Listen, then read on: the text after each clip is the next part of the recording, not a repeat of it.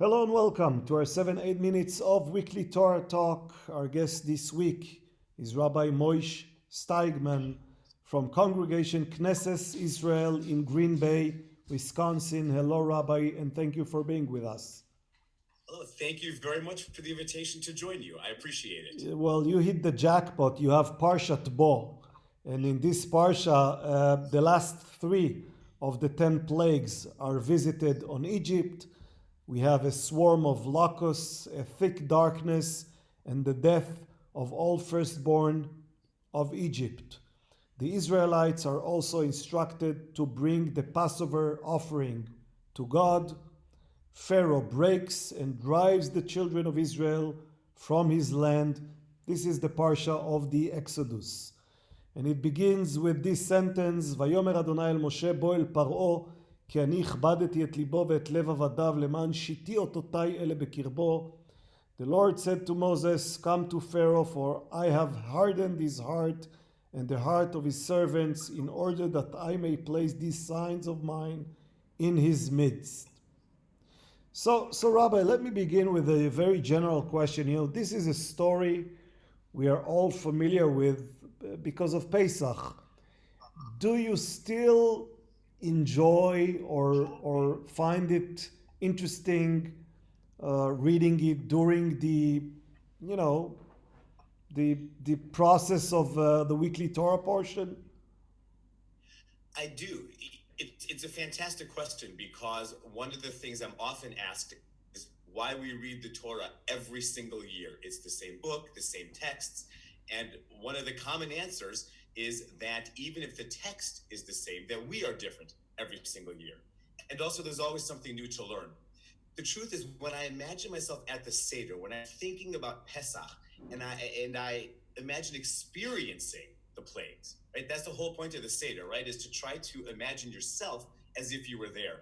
So I look at the plagues from an experiential point. What must it have been like to have been in Egypt at the time, both as an Israelite and an Egyptian?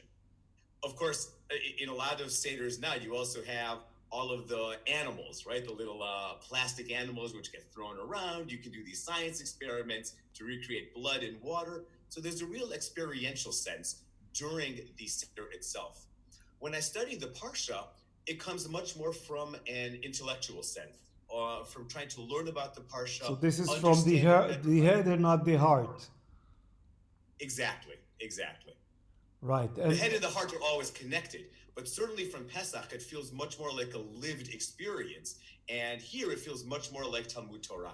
So I don't get bored. So does it change the experience in the sense that, I don't know, during Pesach you identify more with the Israelites, and when you read the Parsha you also feel for the Egyptians?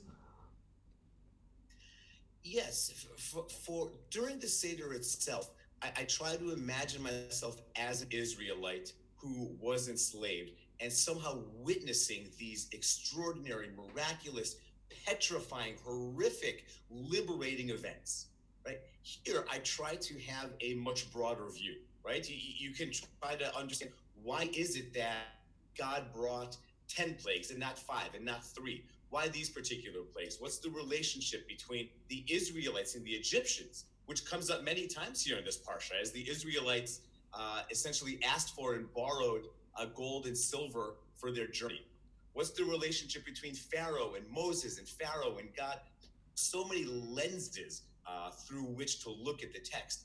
And I feel like studying it during the week opens up a lot more of the lenses, and I purposefully take a narrow lens during the Seder itself. And the Parsha is fairly silent about the feelings of all people, both Israelites and Egyptians. We know something about Pharaoh, even though the Parsha begins with God hardening his heart. So maybe he was already somewhat mellow, but God wouldn't allow him to release the people of Israel ahead of time.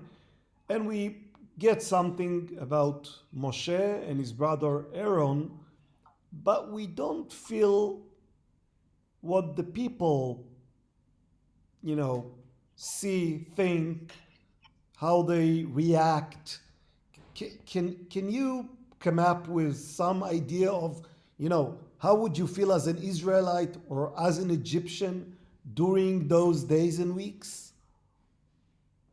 And this is common to Torah, where Torah in general usually does not give us emotions or tell us how people feel. And for me, this is the wonderful world of Midrash, of Torah commentary, kind of exploring emotions.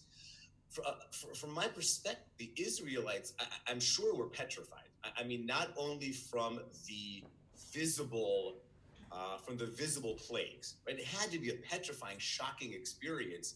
But even the whole concept of liberation, of being freed, they knew nothing but enslavement their entire lives.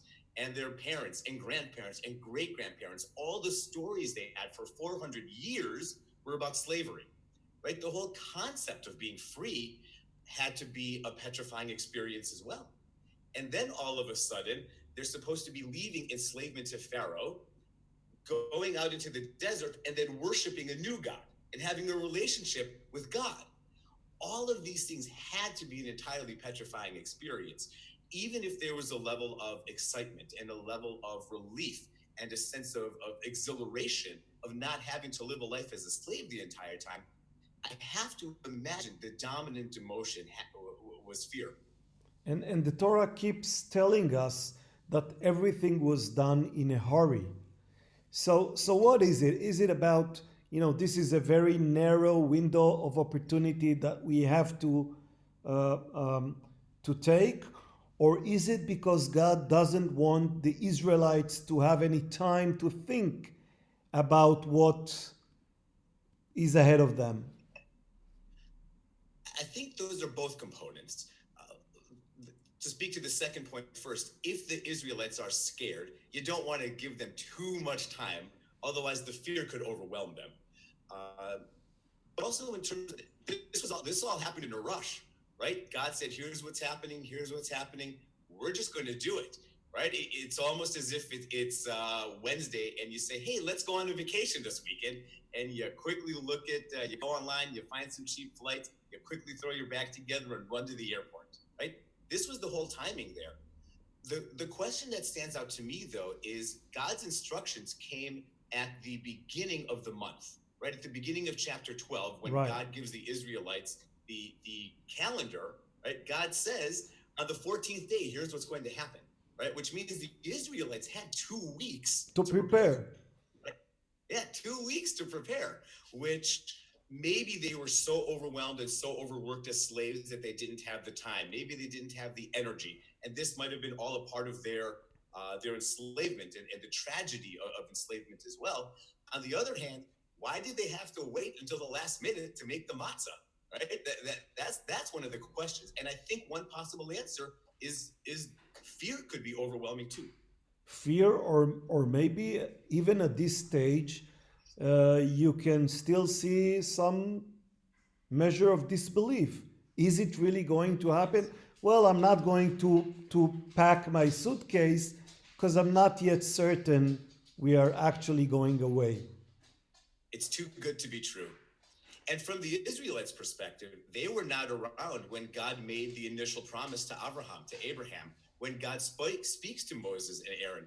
From the Israelites' perspective, a plague comes, Pharaoh releases them, the plague ends, and they're still enslaved. So this has been happening 6 times already, 7 times already. So that could be where the disbelief comes as well. Maybe not a disbelief in the power of God, but in the disbelief that everything that's been discussed will come to pass. Right. The truth is, they don't know God before this also. They have no history with God.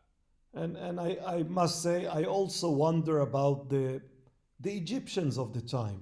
What do they think as their ruler and king refuses to, they let the Israelites go and they have to deal with all of these plagues and sorrows and lose their firstborn sons. These are great tragedies. Yeah, when tragedy happens, it's human nature to look for someone or something to blame, right? That's just human nature. And the Egyptians, to me, they must be more confused than anyone else, right? Is this the fault of the Israelites, right? Is this somehow somehow, again, the fault of the Israelites? If they would just accept their lot in life, none of this would have happened. Is this somehow the fault of this rabble-rouser Moses, who's leading up the people, causing a revolt? Maybe this is Moses' fault. Maybe this has something to do with his Israelite God. Maybe this is Pharaoh's fault. Right? Maybe Pharaoh somehow created a policy which was just awful for society, for the soul of the society, and Pharaoh is being too stubborn here. Maybe there were some Egyptians who kind of turned that mirror around and recognized that they were complicit in the continued subjugation of the Israelite people. I think all of these conflicting and complicated emotions had to be swirling around, and I would imagine Egyptians put the blame in different places. As I said at the beginning, this is really one of the most fascinating parshas of the Torah. Thank you for helping us understand it better, and Shabbat Shalom. Shabbat Shalom to you as well.